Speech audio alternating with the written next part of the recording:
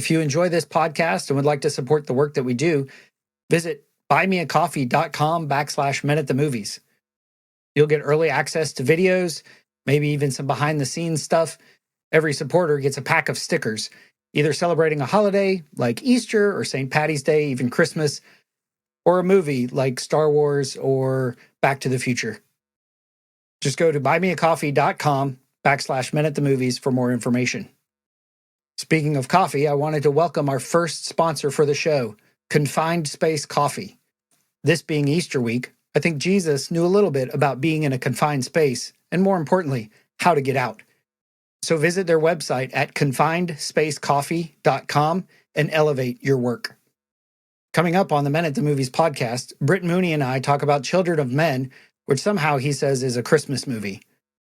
We see a man who's broken, who has no purpose, no hope, and is in despair, until he encounters a miracle and realizes that life is holy and children are the most important work. Happy Easter, and join us as we discover God's truth in this movie.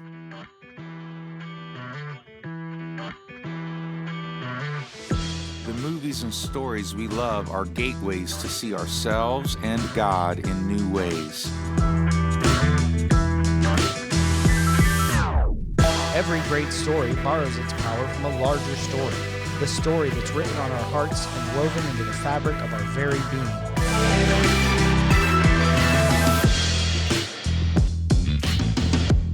Hello and welcome to the Men at the Movies podcast. Before I introduce the guest, although calling him a guest is like, it's just stupid. He's my partner in crime here. I wanted to say we're going to talk about Children of Men today. And this is a movie that Britt even texts. He's like, there's not a lot of great dialogue. So I would encourage you, if you get the chance, to check out the clips on our YouTube channel, youtube.com/@Men at the Movies.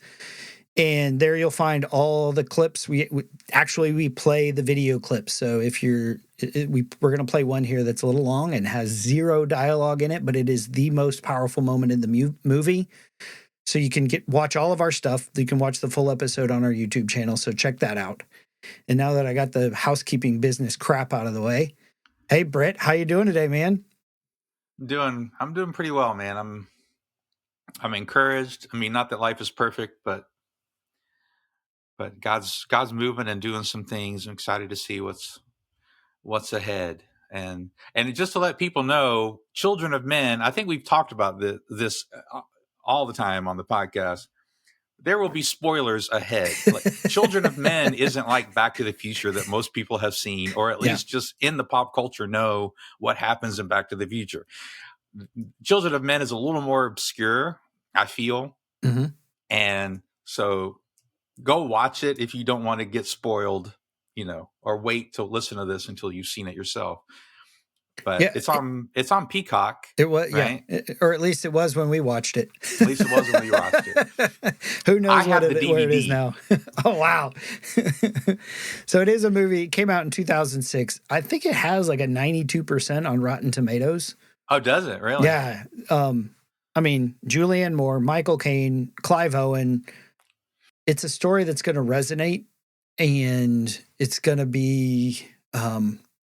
it's going to touch you. It's a thriller, and it's got some intense moments. It's not completely unpredictable, but there's a thing with storytelling. You don't want the surprises to be completely out of the blue and don't make sense. No, that's absolutely true. But you want the surprises to hit you just enough. You're like, oh yeah, you sort of saw it coming.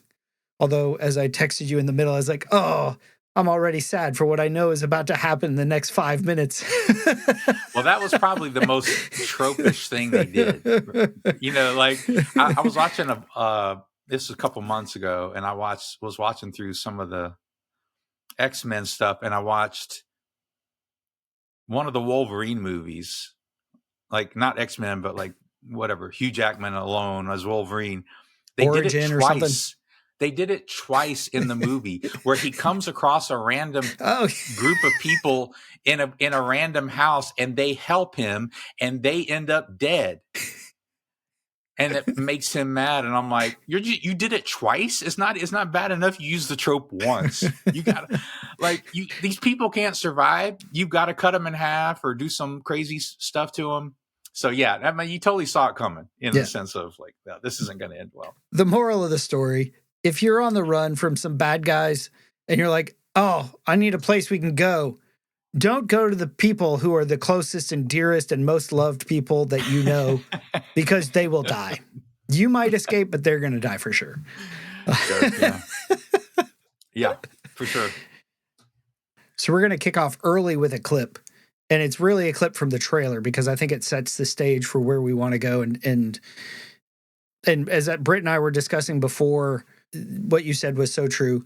Britt, I do think you kind of like setting everything up as a Christmas movie, but we're going to set that. I'm going to put that as the tease. And then I'm going to play this really short clip from the trailer because this tells you about Theo, who's Clive Owen's character. And he's just sitting on a train and you hear his thoughts being narrated. And this basically tells you everything you need to know for the first 20, 30 minutes of the movie. I can't really remember when I last had any hope. And I certainly can't remember when anyone else did either. Because really, since women stopped being able to have babies, what's left to hope for? Now, if that doesn't grab you, right? Wow, a movie about a dude with no hope in a world without babies. People, if they weren't flooding to go watch the movie already, they are now. So we've got, we always talk about transformation and an arc and what happens through the course of the movie to a character, and it's Theo, this character who does change. And in the beginning, we see him here as a man in despair, a man with no hope. He even says of like, in 50 years, this will all be gone. Who cares? Why are we doing anything? Right. Why are you collecting art? Why are you like, why are we enjoying anything? There's no future. There's no one's going to be around to remember us, essentially. Yeah. And the movie set in 2027, not that far away. Granted, it was 21 years from when it came out, so it seemed like a long time back then. And so and then you hear a bottle smashing on the side of the train. He lives in a world at war, and it's a dark place to live. In another clip, when he meets his friend Jasper, who's played by Michael Caine, he's like, I wake up, I go to bed, I feel like shit. I wake up, I feel like shit. I go to work, I feel like shit. It's like, oh, that's a hangover. It's like, at least with a hangover, you feel something. Yes. What a line. Right.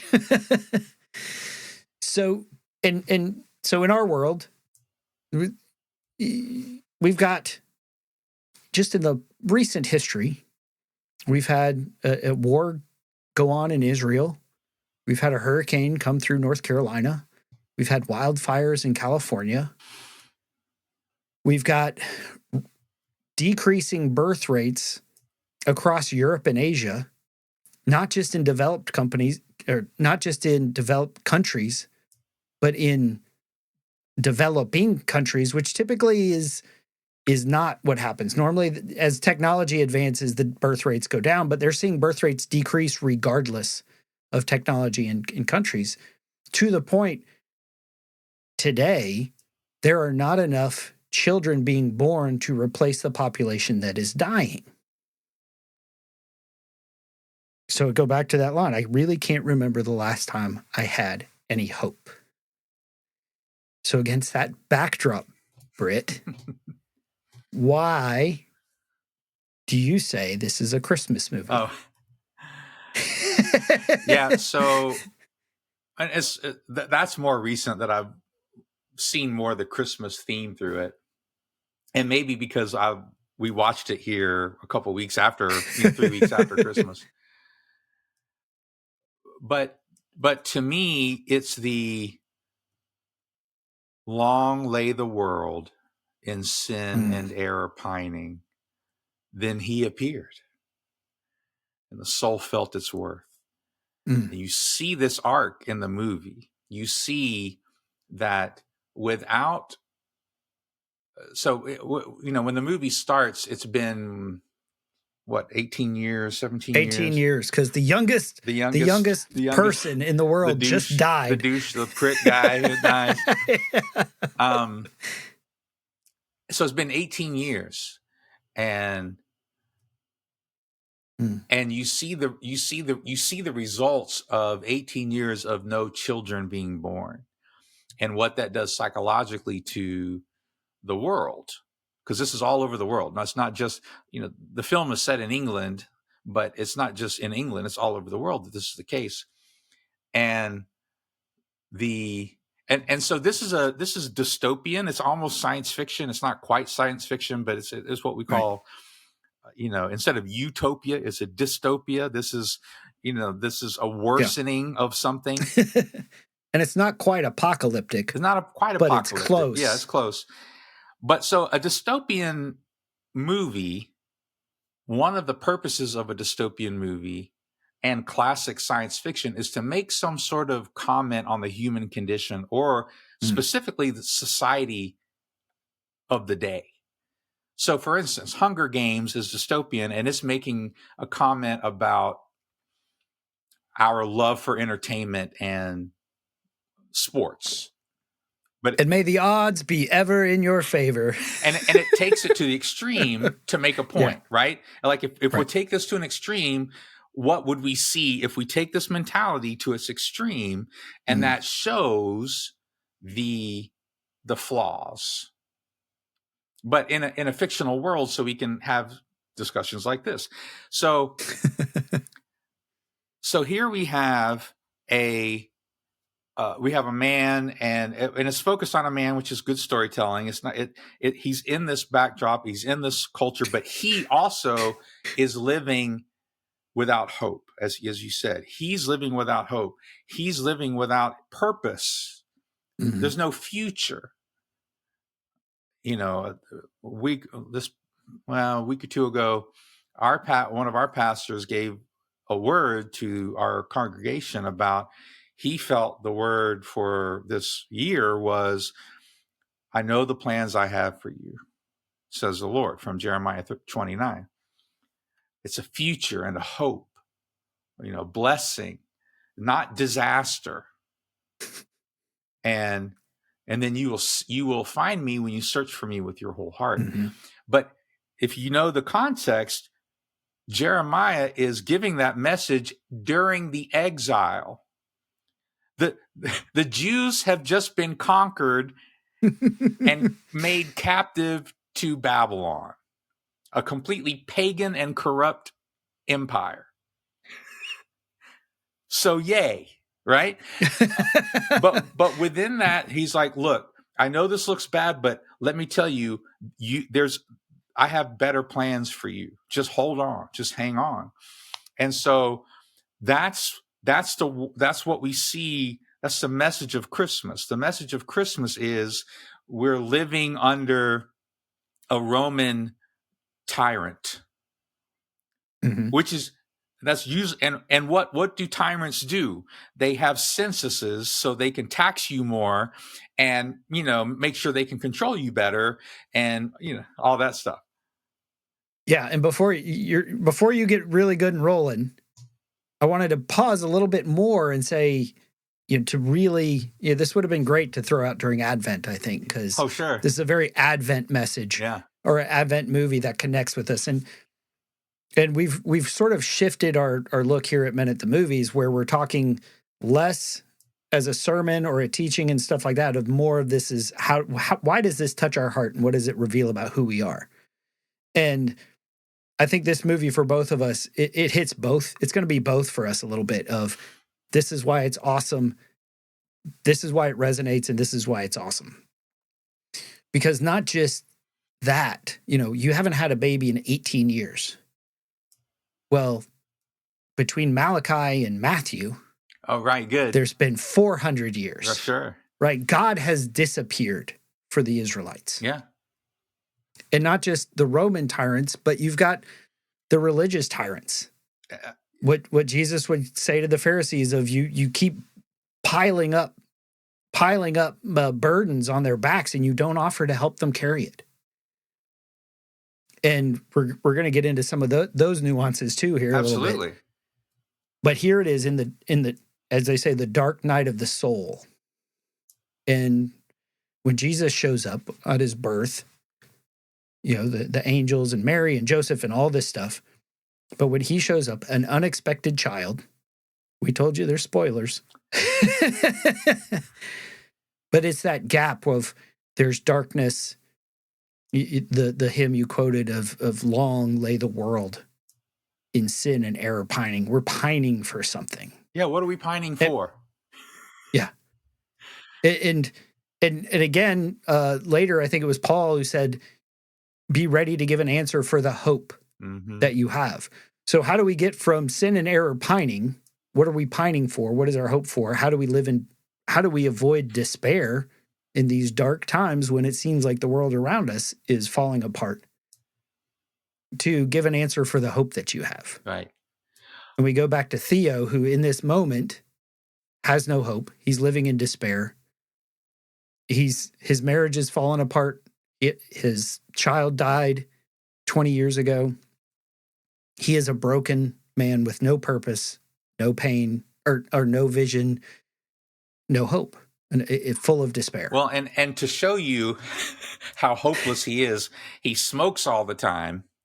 He carries liquor around with him and drinks all the time, and he gambles. I mean, like, what other vices can you give this guy to show that he's hopeless? He's just trying to feel something.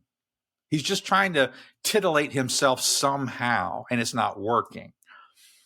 And the government, by the way, because this has gone on so long, they hand out antidepressants and they hand out suicide kits. Because that's in your rations. and it'll be painless. Just kill yourself. If you don't want to deal with this anymore, just kill yourself. And so for the Christmas story, what you have is this dichotomy of people encountering a miracle. Mary, Joseph, the shepherds, the Magi, Simon and Anna. You've got Elizabeth, you know, and Zechariah, like people whose lives brighten at the thought that a miracle has occurred. Something unexpected that's good. Life has happened where in an age of death. But there's another response as well. There's Herod. Herod hears the same news. He lies. He kills a whole town of baby boys. And you see that in this movie too. You see the powers of this world at war and killing each other, and even the people, like you said, the religious, quote unquote, people fighting for the good, fighting for the rights of the immigrants, right? You know, illegal immigrants, quote unquote. The refugees, they're corrupt and evil and killers too. They're all vying for power. And yet in the midst of this darkness where you would say, well, if every option is crap and there's no future, what is there to live for? And then he sees a pregnant woman in the movie. And so in the movie, he sees a pregnant woman. And some people see the miracle and react violently. Right. And Jesus promises us that's what will happen. If they hated me, they're going to hate you. Yeah. Like it happened the day I was born, people started killing each other over the reality of a miracle. But that's not all that happened. Some people's lives were changed. And for Theo, then we see a different arc. Now he cares. He was doing it for money, maybe, but he used to be a person of integrity and idealism, and he fought for a cause, and he starts to rediscover that about himself when he encounters a miracle. Mm-hmm. Yeah. No, oh, wow, keep going. That was, sorry. And so that's the power of the gospel. You see, this is really important. There are people out there, like I was listening to Joe Rogan. I don't know if you listen to that episode with Joe Rogan and Wes Huff. It's phenomenal. I highly recommend it. But Wes Huff is a Christian, and he's very educated. He's very educated scholar about like the ancient biblical texts and why we should trust them and yada, yada, all this stuff, right? Mm-hmm. And not ultimately, but at one point, Rogan, who's not a believer, I mean, he's interested, right, and he'll ask the good questions about it. So it makes an amazing interview. But he says, even if it's not true, or this is my kind of summary interpretation of what he's saying, even if it's not true, the fact that there's an itinerant preacher somewhere in the middle of nowhere, and he starts teaching, and his disciples spread his message, and it literally goes to millions of people, right? And changes, it changes Roman culture. It literally flips an empire upside down in a lot of ways. Yeah. He's like, that alone is a miracle. And I want to push back. And it's like, it matters if it's true or not. Because it wasn't the idea of a pregnant woman that gave Theo hope. It was an actual pregnant woman that gave him hope.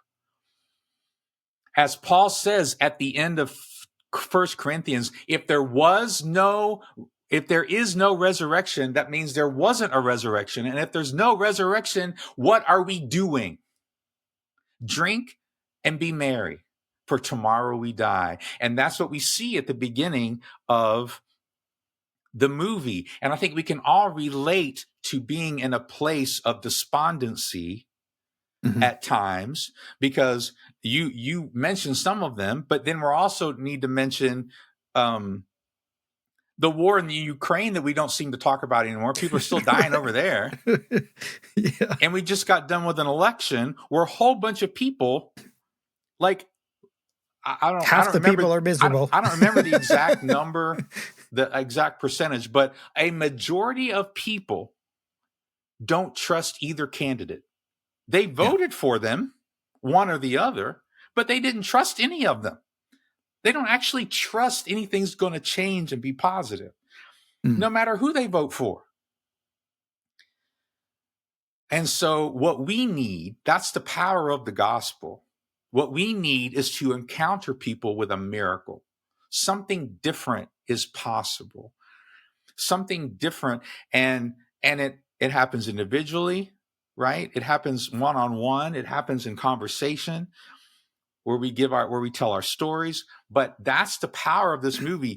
And it becomes a Christmas movie because you got a man and a woman, but he's not the father, but he wants to travel. He's got to travel with this girl who's pregnant, and then he's protecting her from all these dangers. And by the way, going from Nazareth or Galilee to Bethlehem, there were dangerous parts of that road for sure. And she probably wasn't riding a donkey. I was an 8 or 9 month old, month pregnant woman walking a few hundred miles at least, right? This is not all ushy gushy, lights on a tree. Like, this was difficult. And so, and he's alone with her when she gives birth. Yeah. When he finds out that she's pregnant, it's in a barn with animals around. It just keeps going here. But the powerful moment is that for some, they realize it's worth protecting. Mm. They realize the value. And I don't know if we might need to hit a couple other clips first, but. Yeah. So because I wanted to hit on that a little bit. As you mentioned, you see the girl, her name's Key. They didn't, the boat that shows up at the end is called Tomorrow. Little wink and a nod there to you.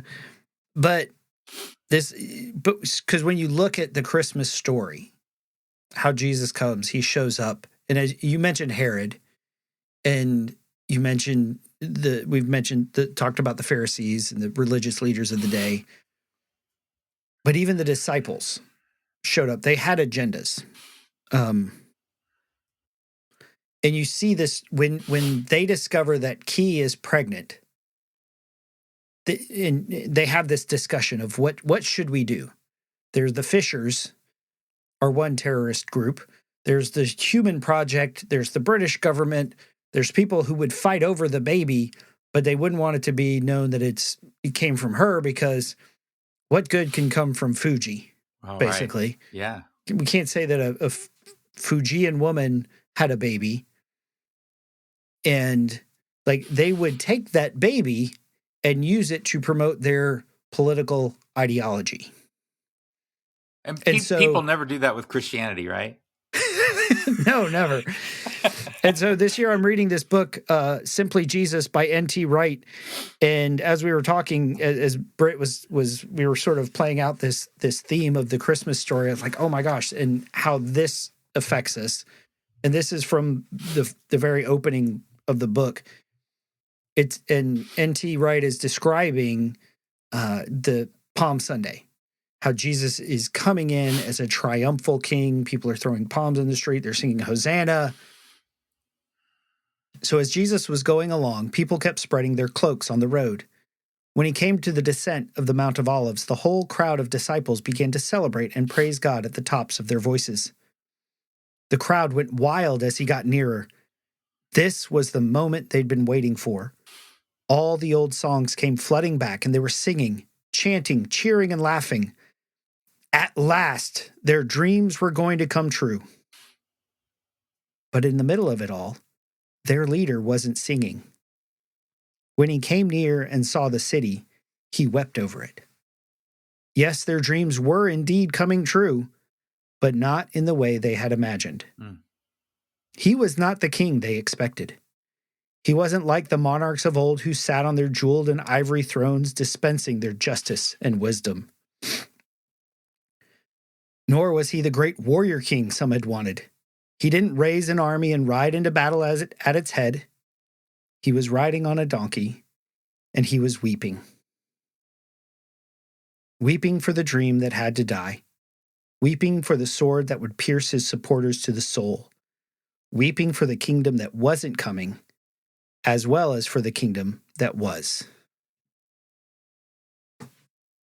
And you see that right in this movie where people want to use the baby for their own agendas. You know, we were talking too about how in Mark 1, where Jesus began his ministry and he's in this town and he's stayed up late healing the sick and everyone that came to him. And then early in the morning, he went to pray. And as he was returning, Simon and the disciples find him and said, "Oh, everyone's been looking for you. Like, dude, there's a line of people waiting to see you." And Jesus says, "Let's go. We're going somewhere else." And as I was reading, I put myself in, like, as a disciple of Christ, which I am. You are. Right.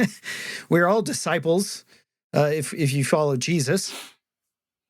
But you show up, you're like, oh my gosh, yesterday was amazing. We saw lives changed. And we're going to do it again. Let's do it again. That was awesome. Let's do it because that's our response. You know, that roller coaster ride was awesome. Let's do it again. Right. That cinnamon roll was delicious. Let's eat another one. And Jesus says, no, let's go somewhere else. There's more people that need us. And what I wrote down was the collateral damage of the ideologies of the people that are pushing the agendas. And we can watch a movie like this and be like, oh, they're all the bad guys, right? The British government, the refugee camps, the fishers, the uprising. Like, there's so many different groups, and they all think that they know they have the right way. And what would they do with that baby but use it as a flag to promote their own ideology?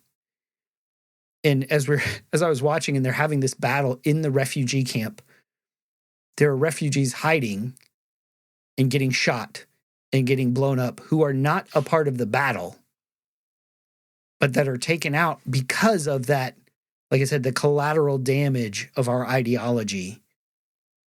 And as we talked about, the things that weigh on our hearts, and I think the real message of this movie is that life is holy. But and so you have that tension, and I'm all about the tension. You've got the tension that the ideologies don't care about the life. But that the truth is, and what Jesus came to say, is that life is holy. Yeah, life is sacred. Even the smallest life, even what we would consider the most insignificant, even a Fuji, all life has value. A 14, 15-year-old Jewish girl from the armpit of the world, what good can come out of Nazareth? Right. No one would have said she was awesome. But think about it. When the Bible is telling us about what's happening to these people, no one cared about them. In the Christmas story, no one cared. There were probably battles happening all over the empire. And the emperor he did a census. He was probably making other sweeping changes for himself, for the empire. Like, that would have made the news. But what is God focusing on? What story is he telling? And that's what I love about this movie, is there's all this, all the stuff is kind of going on in the background, all the darkness, all the infighting, and it affects Theo and the mom and the child. But it focuses way on them, and all that stuff kind of happens in the background. I think that's so beautiful, because at one point, Theo's, when he realizes what this is, what he's been called into, they're in a meeting after Julian, his ex, is gone. Her idea was, let's get this to the human project, which is symbolic of, this is for all humanity. This isn't for one side or the other. It's for everybody. Mm-hmm. That's what makes that scene in the end important. And he says, you got to make this public. Tell everybody. Isn't that what you do with the good news? Isn't that what you do with the gospel? You got to tell everybody about this. A miracle has happened. What did the shepherds do the night they found out? They went and worshiped him, and then they told everybody in town. Look what just happened. We had the angels came through the sky, and let's something shifts. So, but I want to do. I don't know if you have it ready, but can you play the clip of when the woman talks about her response to being pregnant, and in the barn? I don't know if you have that clip. I don't. Okay, so sorry. So in the barn. So when she kind of takes off, she reveals that she's pregnant because she's afraid. And Julian says that she can trust Theo. So he's kind of the only guy she can trust, she feels. So she takes off her top, and so he can see she's pregnant. And she says, when it first started happening, when I first realized what this was, I almost killed myself. She almost took the quietus and killed herself. She said, until the baby kicked. And then I knew it was alive. And then I knew something was different. And some people might make fun of it, but it's real. people know that when you bring a pregnant woman in, if she's considering an abortion, if you show her an ultrasound, the chances of her choosing abortion at that moment go way down, because, oh, that's a lot. That's a life. It's not just a medical procedure. It's not just, I know this can get kind of sticky, but my point is, like she said, it kicked and I felt it. It's alive. And I knew this was real. And like, we live in a culture where not everybody, but there's certain people who feel like, well, I got to be in my career. Like, kids are going to slow down my personal achievement. A kid, so I'm going to wait to have a kid, or I'm going to make sure I don't have a kid, or all that stuff, right? And that goes definitely for women more and more. Like, there's this attitude that kids are some sort of like physical problem. Like, oh no, that would be bad if you had a kid, right? Mm-hmm. And so the reason why some of these birth rates are going down is people are getting married less and less. And because young men feel less and less responsibility, because they're told by women, we don't need you. Right? Well, because we're not going to have kids. What do we need you for? And even if we did have a kid, we wouldn't need you. Right? Even though all this statistics and data show the exact opposite, but still, this is what's happening in some cases. And so people are having less and less kids, they're getting married less, they're not taking on. But then what this movie shows in a very extreme light, without kids, what does your career matter? When you die, all the stuff you achieved is gone. What do you have? And so without a culture, you take it to the extreme, without a culture without children, they feel no responsibility to help each other. They feel it's just, it's not all that stuff. You talk about even the climate change problems and questions. It's not for us. Like, the climate may be changing, but we're not saying, like, whatever we do today isn't going to fix it for me. I'm going to be 50 very soon. I'm not going to live to see any change no matter what happens. Right. Highly likely, But I love that idea. And I'm going to have you tell that story about A.W. Tozer here. But, and again, going back to the personal aspect of this, like, this is something I have recently struggled with. Right. My daughter, if you've listened for a while, she's moved back in with us. She has a 5-year-old son who I watch when she works, and now she's been going to beauty school, which means when she's at beauty school, I'm taking care of my grandson. And I'm trying not to sing the beauty school dropout song. I'm trying not to sing it. I know. It's hard. It's very hard for a kid who grew up in the 70s. All right, go ahead. It took me several weeks of saying it before that I could move on past that concept. But I had to move through that transition of a sense of loss of, I have to take my grandson to school every day. I have to pick him up. I'll have to put him to bed like 3 nights a week. And I was frustrated. I was angry. I was like, I felt like my wife's she's been getting her doctorate for 2 years. This was supposed to be our time. We were actually going to have margin again. And now we don't. This was, now I'm going to do stuff around the house, or I'm going to, write a book or make videos or do this or do that. And this is keeping me from doing that important work. And right. And there's the realization when you go back, that whole idea of life is holy. What is most important? And I'm like, in moving to the point of, if I never write another book, that's okay. Because I'm not spending my life like wasting it on booze and smoking and gambling, right? I'm not writing tomorrow. my book. Let's start that tomorrow. Right. Yeah. I'm starting that tomorrow. But I'm pursuing my wife and taking care of her and being available for her and my daughter and my grandson and my sons and my granddaughter and my friends. Like, those are the most important people to me.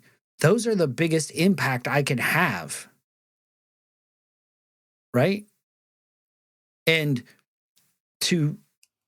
it's one thing to be like, yeah, I'll take him, but then sort of be resenting and frustrated and seeing all the stuff you're not doing piling up. And I'm like, the lawn doesn't need to get mowed today.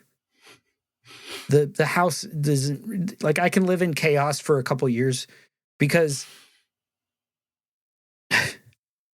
the truth is we don't know what tomorrow is going to happen. And I do know that eventually Kaysen is going to be grown up. I know eventually Lainey is not going to live here. And when that happens, what would I give for one more day with my grandson, with my daughter? What would I give for one more day with my friend with cancer? What would I give for one more day with my parents, with my brother? Mm-hmm. Like, tomorrow is not guaranteed. What would I give to have that? And if I would give everything for one more day with my dad, and you have one more day with your dad, then you have everything. And to be content with that. Right? And you were in our pre-show talk, you were talking about A.W. Tozer and his wife. I'm trying to remember the actual quote. You might be able to look it up while I'm talking. I think it's C.S. Lewis said something about children aren't a distraction or something from the point. They are the point. Like children don't keep us from what's important. They are what's important, or something like that. I'm trying to remember. Children are not a distraction from more important work. They are the most important work. Right. So, we drove out to Texas over Christmas. This is not my blood family. Like, this is my wife's family. This is all my wife's family. They care about me, but they don't care about me as much, right? Like, they want to see my wife. They want to see the kids, and the kids want to see their cousins who are around the same age. And we were talking about this. And you're a driver. And I'm the driver. and Becca drives more now, and Elisha can drive a little bit now. So it's not as bad. I got some work done on the way. And it was like, it's not that bad. It's fun. They're good. They're nice people. And I'm not against it. But when I'm frustrated after 10 hours of driving, what I tell myself is, it's not about me. Why am I doing this? I'm doing this because in the future, I remember having amazing times with my cousins when I was a kid. I want my kids to have that. I want my kids to have that connection. I want my kids to understand family is important. There's a whole host of reasons. And if it was just what do I want in the moment, then I wouldn't give them those things. I'd be like, screw you guys. I'm going to watch Lord of the Rings again or something, or whatever, like whatever I feel like doing. And so the story with A.W. Tozer is, if you don't know who A.W. Tozer is, a writer, 40s, 50s, maybe into the 60s, and pastor to church, wrote some great books. One of my favorite writers. Mm-hmm. And just really gifted as a teacher and theologian to some degree. Anyway, I heard a story about how after he died, his wife was still young enough that she married someone else. She remarried after A.W. Tozer died. But she just married a regular guy, or supposedly, like, quote unquote, regular guy. And someone was interviewing her and asking her, what's it like after having been married to such an important, famous, gifted man, and now being married to just a regular guy. And she said, I'm happier than I've ever been in my entire life. Because Aiden was his first name. He loved Jesus. But her new husband, she said, he loves me. And that convicts me and reaffirms something that has been important to me since I was younger, because I take the Bible seriously. So in Timothy, when he says, hey, if you're going to be an elder, number one on the list of qualifications is, how is he with his family? Watch him with his kids and his wife. The first qualification isn't, does he know the Bible? Does he know the Bible better than everybody else? Can he, boil it all down to 3 points and, and make people cry and come to the altar? Like, that wasn't number one. It was, does he practice self-control? Which is basically, does he drink too much? That's literally what it says. But, and how does he lead his family? Because if he can't lead his family, he has no business leading other people. Because the family is the model for the church. Because the family was instituted before the fall. So a family, having a wife, having kids, reminds us of our sacred, it's a symbol and a sign of our sacred eternal mission and purpose. And it gets the attention off of us, and it shows that we will sacrifice for the good of others. And if you read the Gospels right, Jesus says, those are the people. You want to be the greatest in the kingdom? Be a servant or a slave. Serve people. Make it not about you. The Son of Man didn't come to be served, but to serve. If you want to have eternal worth, and that's in a very practical, sometimes very frustrating, sometimes maddening way, being a parent is a thankless job. Oh, yeah. It is a thankless job, but God thanks those people. God pays attention, and that's how you get spiritually mature. Well, you were talking about how the family is the model of the church, and how a person leads their family is, how do they lead their family? And this is not saying, oh, if your family's off the rails. Thank you. If your kids are going out drinking, if they're not going to church, if they're sleeping around, if they're fill in the blank with whatever sinful activity you want to do. It's not that. Right. It's, oh, well, you can't, your kid has a gender identity problem. You can't be a leader in the church. What impact can you have, right? Right.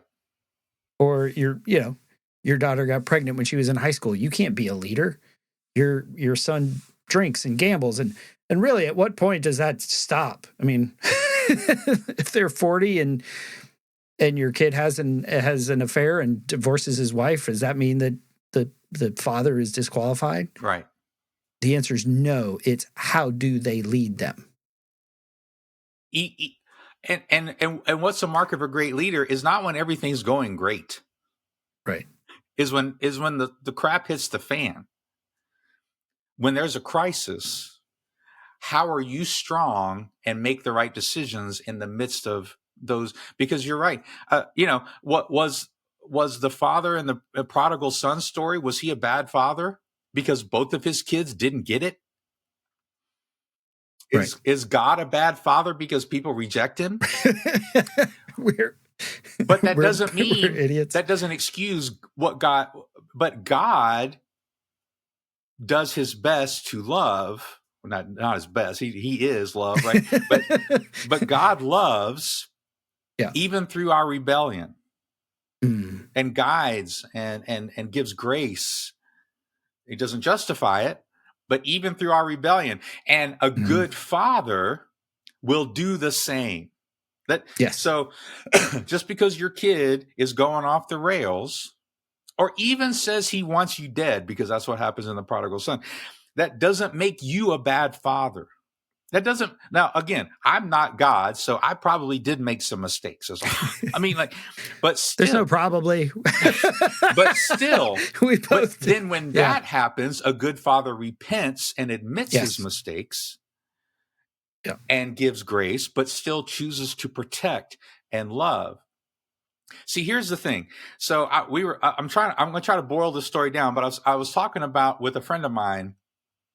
A young man that we were close to came and worked for my friend. And the young man was newly married, right?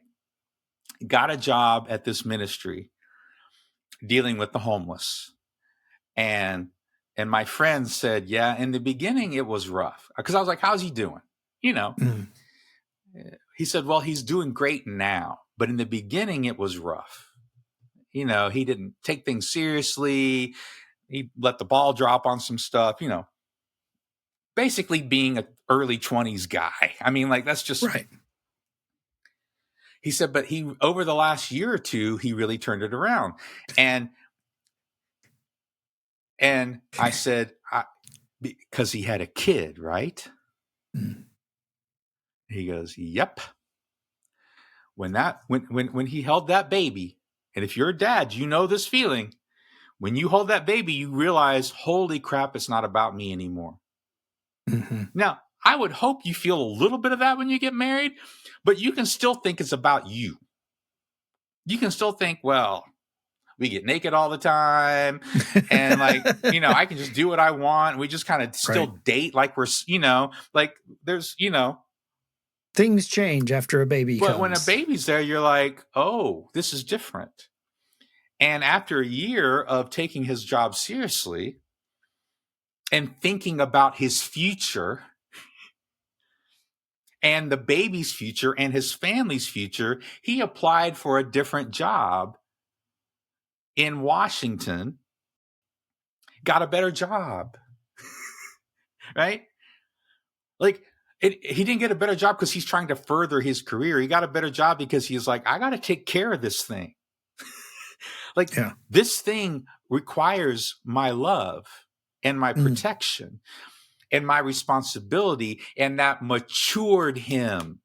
And it does the same to women. It did the same thing to Key in the movie. I felt the baby kick, and I knew something had changed.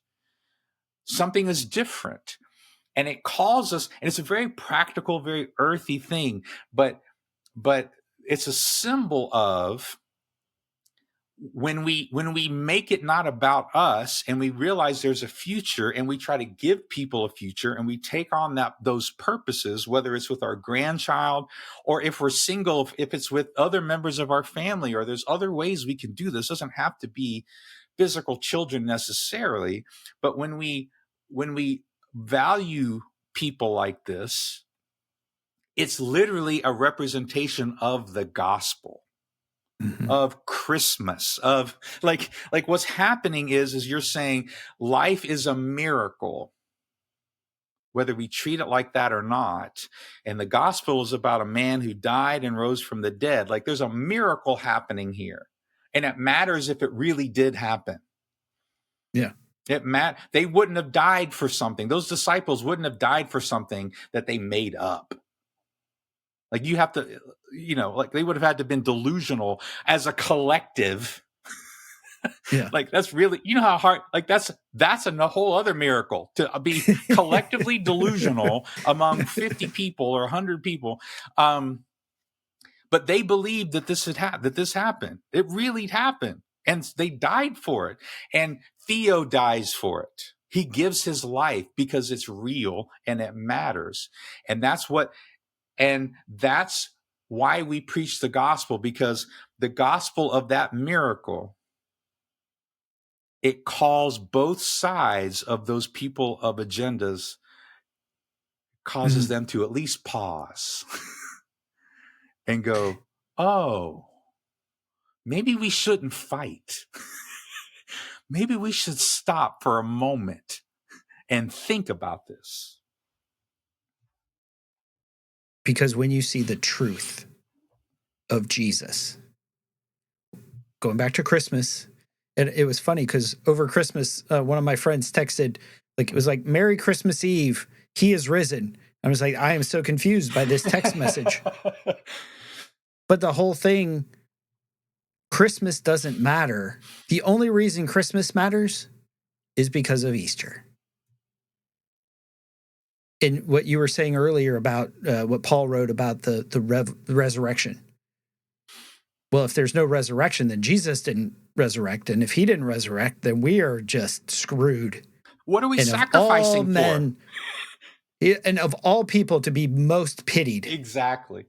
If this didn't happen, then this doesn't matter. And we are idiots and fools.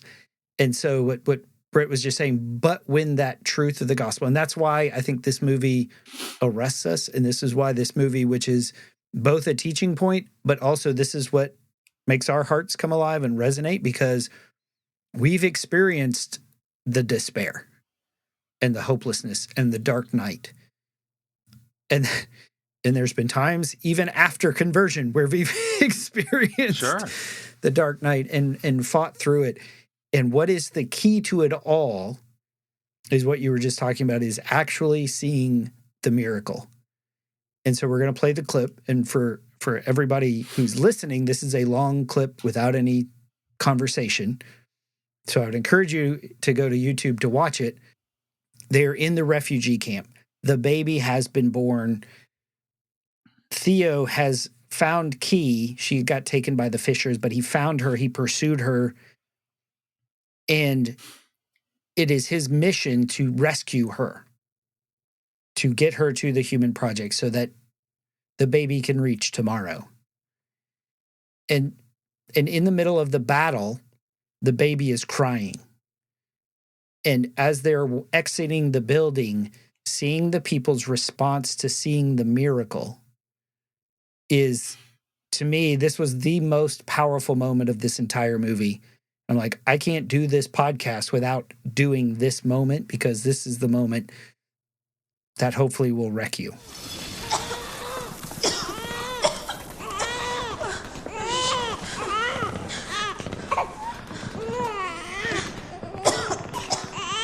You okay? How is she? Annoyed.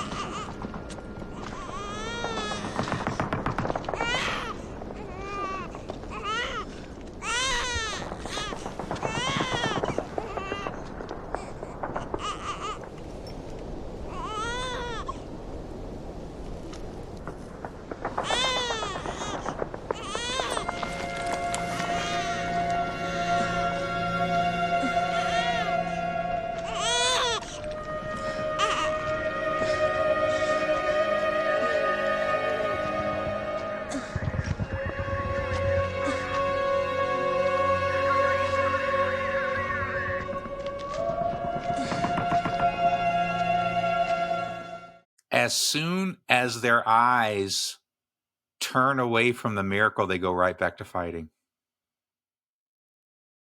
As soon as that happens, they start killing each other again. Yeah. But that's, you see, that's the power of the gospel. The gospel, Jesus didn't just give us good humanistic morals and say, don't kill each other. He did say that. Mm. But then he takes it deeper. There's something at the core of killing each other. There's hating each other. And how do you solve that? You got to get people, you have to replace it with something. There's something that they have realized about, they've done a lot of studies on people with addiction in the last 50 to 100 years. Something that they realized about people with addiction, that those who have religious belief, especially, but not limited to, but especially Christianity, are far more successful at maintaining sobriety. Because it's not just about don't do this. Right. It's about replacing my thoughts of myself, my focus on myself, my focus on what I want and what I think I need, and on something higher and greater. Which is why it wouldn't work if the fishes got a hold of the baby. It wouldn't work if the whatever government, the army guys, it wouldn't work. They would just use it, like you said earlier. You said it so well. Just use it as a flag for their own side. And political parties still do this. Well, my Jesus would agree with me. Right. But Jesus really calls all of us to something higher. The miracle puts to death our ways and says there's a different way. Mm. It's for everybody. It's not just for you to lob as a weapon against the other side. It's for everyone.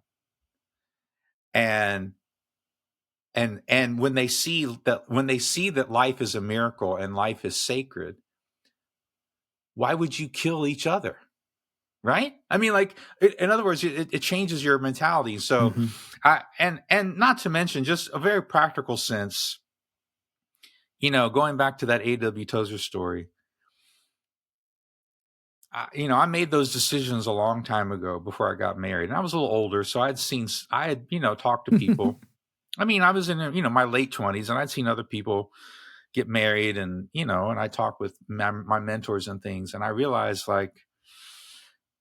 I don't want, if I died tomorrow, let's say, and my wife gets remarried, I don't want her to say, Britt loved Jesus, but he didn't love me. He sure loved Jesus. I don't want my kids to say, my dad loved Jesus, but we weren't really sure he loved us. What a tragedy. Because if I truly do love Jesus, then a real love for Jesus will mean I love others.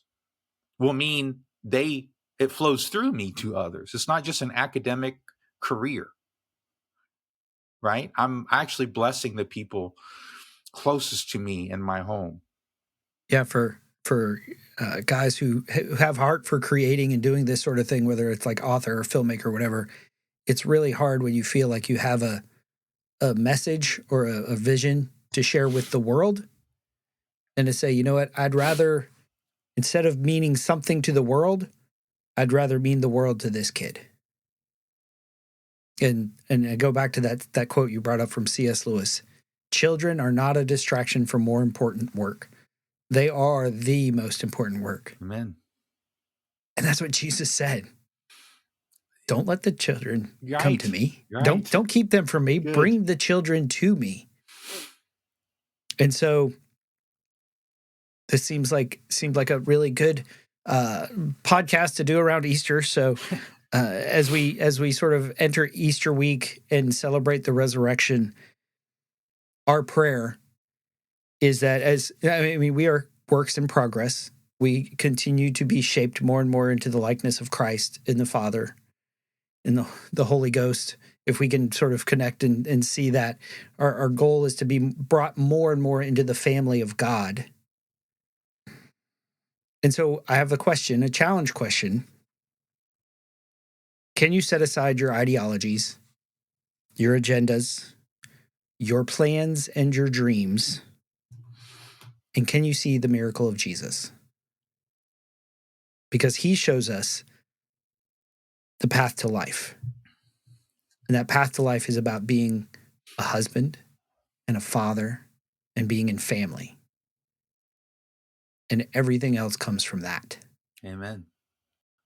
When we truly see Jesus as the miracle he is, we see each other as miracles. Yeah. It makes us live different. By this they will know you are my disciples, that you love one another. That's right. So I would say not even see the miracle of Jesus, but see miracle of the person across from you. Both and. Again, going back to C.S. Lewis, you've never seen a mere mortal. That's right. And so, that's our encouragement. And the reason this resonates with us is that resonates with the stuff that's closest in our heart, both the stuff that the transformation we've experienced and the continued transformation we long for, right? As we continue to father our children and our, in some cases, grandchildren. So this has been Paul McDonald and Britt Mooney talking about Children of Men. Hope you guys enjoyed it. Have a happy Easter. He is risen, Britt. Amen.